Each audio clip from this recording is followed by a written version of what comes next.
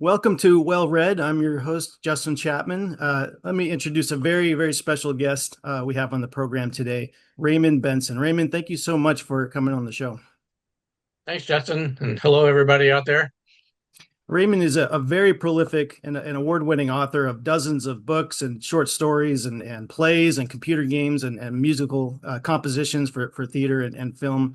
And Raymond, I was really interested in talking to you because I'm obsessed with the James Bond literary universe, and you of course wrote six original Bond continuation novels. You got your omnibus books here. And then of course some short stories, and then several of the adaptations of some of Pierce Brosnan's movies in the late '90s and early 2000s, and of course the James Bond Bedside Companion book in the '80s. And now you've come back into the Bond fold once again and written a Felix Leiter novel, The Hook in the Eye, about Bond's friend from Texas and CIA agent turned Pinkerton detective, which came out this year. And it's another great addition to the Bond literary universe, and arguably long overdue to have a Felix Leiter novel. They've had a couple other spin-offs, so to speak, The Young Bond, The Moneypenny Diaries, now a Q series, and now your Felix Leiter. So when did you get the idea to write a Felix book, and then how did it all come together recently with the Ian Fleming publications? Well, I've always loved Felix. I'm a Texan myself, and even when I was a kid and I first read the Ian Fleming books, I latched on to Felix just because I like that character, and he's a much more well-rounded and more developed character in the books than he ever was in the movies. Mhm. You know, I don't mean to put down any of the actors who played Felix in the movies, but it just seemed like he was just there for a plot device and never really was a real character in him. But besides, he was played by eight different actors. Right. So there was never any consistency there with Felix. And most importantly, they never portrayed him with a prosthesis, which I think is very important to his character, starting with his third appearance in the Fleming books. Anyway, jump ahead, many years later, of course, I wrote, as you said, I was in the hot seat for a few years there in the late '90s and the early 2000s, writing my own Bond books, and I did have Felix appear in a fairly big role in one of them, and then he has a cameo in one of them. Um, but I after that, after I was done, and they were moving on to other things, yeah, I had been thinking about a Felix Leiter adventure. I think as you say, it was overdue. It was time to have Felix kind of be in the spotlight. And I did pitch it once in the 2000s. And, I mean, it just wasn't in their wheelhouse at the time of Ian Fleming publications. It wasn't what they wanted to do. It wasn't in their plans. And I think I pitched it again in the early 2010s. And it's the same case, it's just, great idea, but sorry, it's just not what we were focusing on, So that's fine. We moved on, and then what happened, I guess, after COVID and the 2020 started, um, um, they started to branch out and to do some other kind of spinoffs. There's Kim Sherwood's 008 series that's going on. That I guess that was probably the first one. Well, they did Young Bond, they did the Moneypenny Diaries, but more recently there was the Kim Sherwood stuff, and then the Q thing. And so I thought, well, gee, maybe I could pitch it again. I did, and this time they were very receptive. They thought it was in their wheelhouse. Mhm. Um, they have a new publishing director as of about 4 years, 4 or 5 years. His name is Simon Ward, and he enthusiastically embraced the idea, and so I pitched it to him in around May, I guess. Well, actually, in 2023.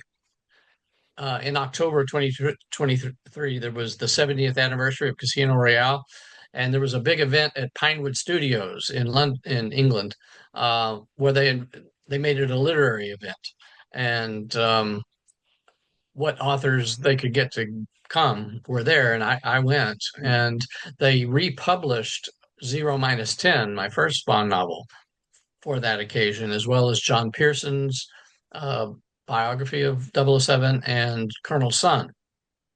Suddenly I was being published again by Ian Fleming Publications, and that was a great thing. And then in early 2024, they did the ebook anthology of all six of my books. Mhm.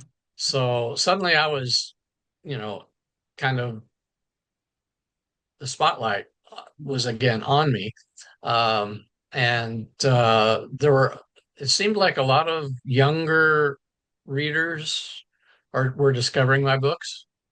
And, they were doing podcasts and having me on their shows and stuff. And um, there was just a lot of buzz generating again about me, which was very flattering and a surprise and very gratifying, I guess. And so I did at that event in 2023. I sidled up to Simon and I said, think about this, Felix Leiter of 1950s Fleming era timeline noir Mhm. adventure. And he just kind of went, now think about it. And I left. And so then a little later, we had a Zoom talk or something like that. This was in 2024, early spring, sometime. And I really pitched it. Mhm. And, so he said, well, write up a proposal and let's see it. So I did. And, I tend to outline all my books. I'm a plotter, not a pantser. Right. And um, it was actually Peter Jansen Smith who was the chairman of Ian Fleming Publications when I was the writer. He's the one that hired me to be the Bond writer. Yeah. He required an outline. I had to write an outline Mhm. before they would, green light the project. So that kind of trained me in doing, basically synopses, prose. They're not ABC outlines, but block paragraphs in prose that represent a chapter Mhm. and what happens in that chapter. So that's how I kind of begin my work is I do these sort of detailed treatments. Mhm. I call them outlines. Anyway, I did that for the Felix book. I really mapped it out. I told the story, presented that as part of the proposal, and went to the board and all that, and they said yes, we're excited, let's do it. So I wrote it all during the summer of 2024 and into the fall, and then turned it in, and we did some editing work along, up until Christmas. Then it got the final stamp of approval from the board in January of 2025, and they set it for publication. That's That's great. how it happened. I'm so glad that they did accept it, and it seemed to happen on a fairly quick timeline once it got going. And then originally you had this interesting idea where you planned to or IFP planned to release a few chapters of the ebook every couple of weeks, starting in late spring, early summer, which I thought was a good idea. It would have people reading, thinking, talking about the book over a longer period of time. But then shortly into the run, that plan changed and the rest of the book was released at once. So tell us about what happened. They had a plan. They wanted to do a serial on their website to drive traffic to their website. That's kind of, I guess, the ultimate goal for it. But since my book was sort of a 50s era noirish detective story, that kind of lended itself to a serial format. you know, and so they thought, well, this will be great for that. And I was fine with that. And it started off, say, right at the end of May is when the first episode as an ebook was published. And then when the second episode was supposed to come out, there were all kinds of technical problems with the retailers. Not anything that IFP did or me, but it was the Amazons, the Barnes and Nobles, the whatever, wherever you got your ebooks, they all had different updating mechanisms. Mhm. And sometimes they worked and sometimes they didn't. Some people got the update, a lot of people didn't. There were, there was a flurry of activity that week. Let's just put it that way. And so finally, IFP decided, you know, this was unprecedented, and we didn't expect this. So let's just release the whole ebook. Right. And so that happened in June, I guess, right at the end of June 24th, I guess it was. So the whole ebook came out. So the ebook was available all summer. It was always in the plan to do the paperback in October. So that remained on schedule. And we launched it on October 7th. I was over there in London and we had a nice little book Nice. launch. And now you can order the print book or the ebook as of now. Yeah. Let's give us a brief rundown of the book. It's sort of a mix of genres, right? It's a road trip story. It starts in New York City, ends in Texas and New Mexico, and back again. And it's a mystery. It's a crime novel, as you said, pulpy noir, thriller, Cold War era adventure. I don't want to give any spoilers, but just give us a brief rundown of the plot for us and where it falls in the Bond timeline. Okay, well, there was a writer named John Griswold who did a fascinating and wonderful book called the Ian Fleming Chronologies. And what he did was really dive into the Fleming books and pinpoint like when in the real world they might have taken place. And it was sort of an annotated uh, work on the Fleming books. Anyway, he concocted the conceit that, well, Casino Royale, the first book, really took place in 1951, even though it was published in 1953. Live and Let Die took place in early 1952. So Felix, at the end of Live and Let Die, he loses his arm and part of a leg to a shark. So that would have happened at the end of January of 1952.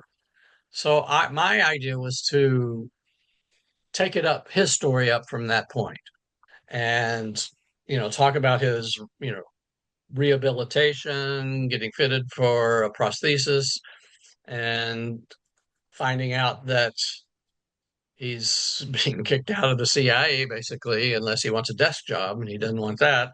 So he joins Pinkerton's detective agency, and that's right out of Fleming. We find out all that out in Diamonds Are Forever the next time we see Felix. So this book is placed in between Live and Let Die and Diamonds Are Forever, probably around the time that Bond is off doing Moonraker. Right. So, um, and so it takes place all during 1952, and Felix has to sort of become a private investigator in New York City. That's where he's living, and he stumbles upon a plot that there's a murder at a hotel that he's the night guard on, and it turns out that there's some spy equipment, uh, radio equipment in this guy's room, and he recognizes it, of course, because he used to be in the CIA. And you got to remember, back in those days, the late 40s, early 50s, there were all kinds of Soviet spies getting caught. You had the Rosenbergs, and so it has to do with that. And he meets a woman that, well, I don't know how much you want me to tell. It's kind of it's not. This certainly wasn't an elevator synopsis. What? Let's just say that he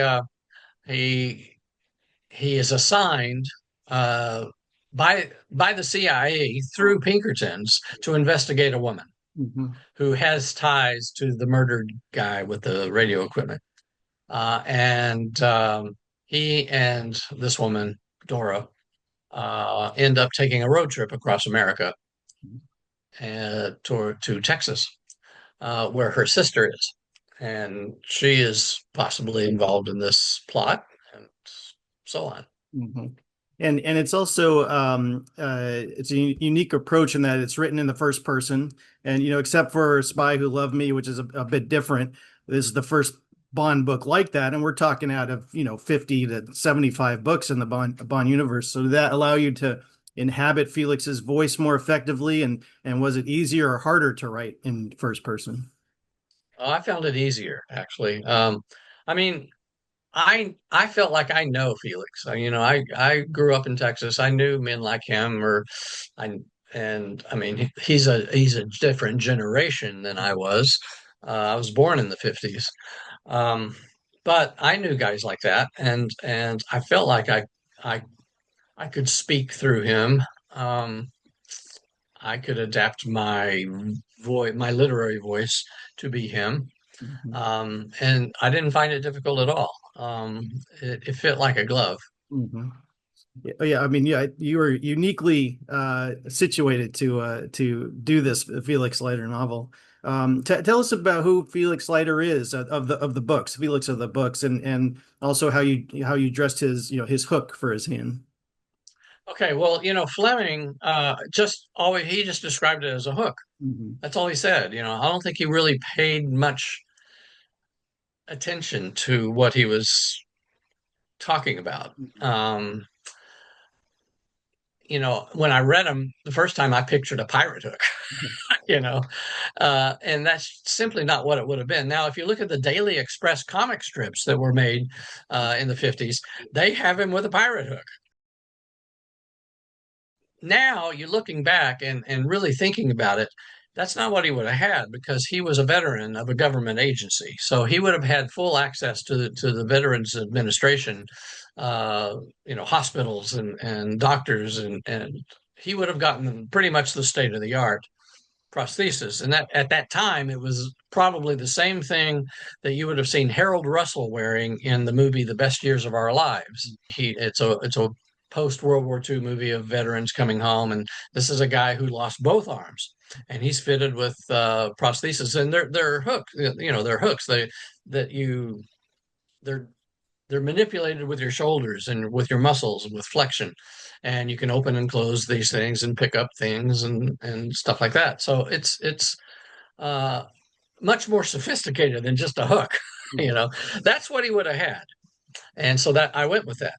And I did research. I found a doctor who knew his history of prosthetics, and he totally confirmed that this was what it would be, and gave me the examples of what they looked like and everything and how they worked. So yeah, that was a little learning curve to figure that out.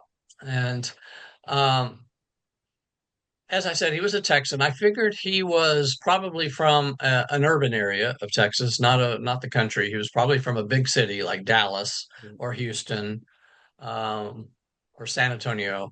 I picked Dallas to be his hometown because he had a sophistication about him. Mhm. He spent time in Washington, D.C., New York. He spent time in Europe. We know this from Fleming. Mhm. And I just, because I know Texans, he had to have had a more sophisticated background, so he probably didn't have a, really twangy accent. Mhm. He was educated, he served in the Marines. He was in the Pacific. I put him on Iwo Jima, Mhm. and so he probably has an accent that comes out more if he's drunk, like me. Like if I have a few beers, you'll hear my Texas accent a lot stronger. Um, he has a wild sense of humor. He's a very funny guy. He's kind of a goofball in that way. He likes to play practical jokes. There's a scene in Diamonds Are Forever where he first appears in the book. He comes up behind Bond on the street of New York and sticks his hook in his back and goes, "Stick him up, buddy." And he goes, "Oh, you know, that's the kind of guy he is." And he's always, playing tour guide for Bond, especially when he's in America. Well, we're going to go up to Harlem and we're going to do this, and we're going to eat this, and you're going to love this food, and you're going to drink this and try this drink, and uh, he's just very exuberant and enthusiastic and just kind of a happy-go-lucky guy Mhm. when he's with Bond. And I figure he's the type of guy that's like that among people. You know, when he's alone, he might get a little more introspective about his condition and where he is in life and stuff like that. But he's really good at putting on this positive energy when he's with people, and especially with people he likes. Mhm. So that's what I went with Felix. And there's also a really fascinating scene in the book that takes place at a cockfight in Texas. That must have been interesting to research and fun to write. There was research that I had to do. Those things did exist then, and they probably still do. Um, I never saw one, but I knew about them as growing up. Mhm. Um, and um, in the early '60s, I can remember. I was a kid, but I can remember carnivals coming to town. I lived in a small town in West Texas, Mhm. and these small carnivals would come to town, and they would have sideshows, and they would still have what they called freaks, you Right. know, uh, and I can kind of remember there might have been a dogfight at one of those things. Um, so that stuff existed, and yeah, researching it wasn't hard, and I actually found some videos online of what happens at one of those things, and those little weapons that they attach to the claw to the feet Right. are real. They those things are dangerous. They can kill a person. So yeah, and I felt like that was a very Fleming-ish thing to do.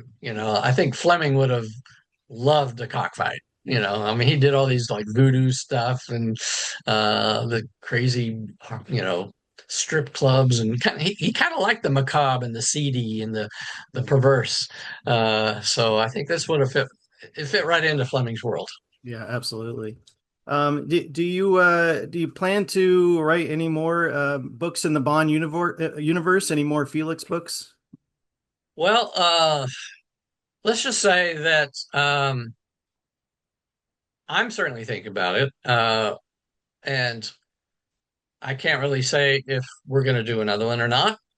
Um, we're kind of still riding the quest of just releasing this one. Yeah. So, it did go into a second printing, which is good. Yeah. Um, so who knows what will happen? All I can say in that regard is watch this space. Mhm. Great. And you don't have to answer this if you consider it a spoiler, but as I recall, Bond does not make a cameo appearance in the Hook in the Eye, and so tell us your thought process on that. You would think that IFP would be like, oh, that's a requirement. No, no, it's not. In fact, I think they preferred that he not appeared. Okay, interesting. He does not appear in Kim Sherwood's first book. Right. Um, so yeah, this was all Felix. Mhm. He mentions Bond, but not by name. Yeah. He Yeah. talks about him, his limey pal, Right. and we know who he's talking about. Um, but yeah, it was something that I felt probably we shouldn't talk about him, and IFP didn't want either. So let's just keep it Felix's world. Mhm. Yeah, that makes sense. And also considering the time period, or Bond's off doing Moonraker, or that's when approximately when Moonraker would be happening. So he wouldn't be there in that timeline. Um, Yeah, so it makes sense. And then as you mentioned, IFP has really been expanding the universe and attempting to gain new audience of readers. And as we mentioned, there's a new Q book that just came out. Have you read that, by the way? yes, yes, yes, I have. Yeah, that's good. Yeah, Um, Bond, of course, makes a little cameo appearance in that one, yeah, yeah. and a couple coming up. There's also, the James Bond Academy books they have coming up for kids. There's the, Right. the recent line of Dynamite comic books, and I'm not sure if that's come to an end now. About a year ago, they had announced that Gail Simone was going to write a new one called Iridescent, but there's been no news on that lately. So who knows? But you also mentioned the Kim Sherwood series. Anthony Horowitz series of three books just came to an end. So hopefully we'll see a new Bond book soon. They've got Ian Fleming's new a book of his old journalism, Talk of the Devil, Yeah, Nick Shakespeare's biography of Fleming. They're really filling in the gaps in between the long years in which we're waiting for Bond movies to come out. Um, yeah. so they've really been expanding the universe. Do you have mentioning the James Bond continuation books? Any intel, any scuttlebutt on when a new Bond novel will be coming out, or who may be writing it? Are they thinking about I that? have no idea. They have not shared anything like that with me. No. Yeah, I'm sure discussions are going on behind the scenes over there at Oh, I'm sure there are. There's always something yeah. being discussed and talked about.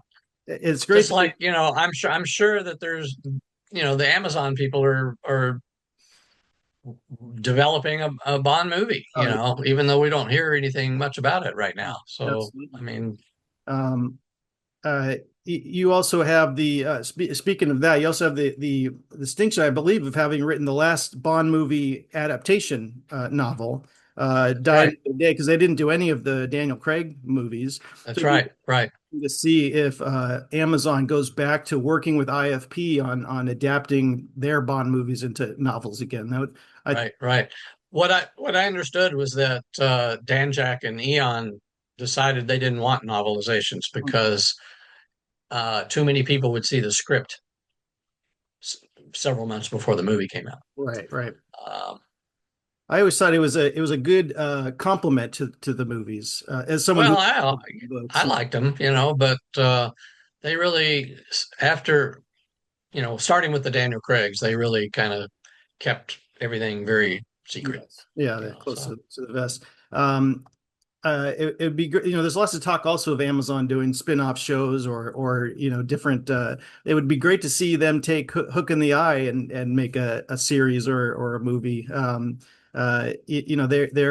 There's so much content in the Bond world that some think, oh no, just Amazon, just do the Bond movies, or others are like a Money Penny spin-off or a Q or whatever it is. And I'm sort of falling in the camp of the more Bond content, the merrier.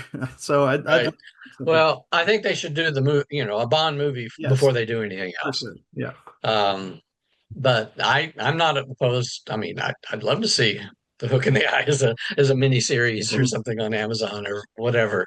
Um, I mean, there could be an issue with it being set in the 50s because their Bond will be modern. So who knows? I mean, maybe they can work around that. Yeah. I mean, maybe that would it could be a separate entity, where they do some of the period piece content of That's Bond and that's that. called an alternate timeline. That's right, exactly. Or his World War II years, or there's so much that they could Yeah. explore. Well, hopefully, we get more books from you, and you get to develop that world more. Thank you for writing this book about Felix. As we said, it was long overdue, You're welcome. and thank you for all your contributions to the Bond universe. You were really a critical link between the John Gardner era and then the later continuation authors to come. So, and it's great to have you back, for this Bond adjacent book again this year. So hopefully, there's more to come. Well, thank you. I appreciate that. And thanks so much for coming on the show and for sharing your time with us. I really appreciate it. Thank you for inviting me. Hey, everyone, go out and order The Hook in the Eye by Raymond Benson. Thanks again to Raymond Benson. If you're in the Los Angeles area, be sure to get tickets to a screening of On Her Majesty's Secret Service, which is a Bond Christmas movie, playing at the Culver Theater on Tuesday, January 27th. Raymond Benson will be there and will provide an introduction to the movie and participate in a brief Q&A before the film. Afterwards, join him in the lobby for a signing of his Bond and non-Bond titles. The screening is hosted by Live and Let Die in LA. the only LA area James Bond club, and it's part of a series of screenings the group is doing, with several more Bond movies scheduled throughout 2026. See you there.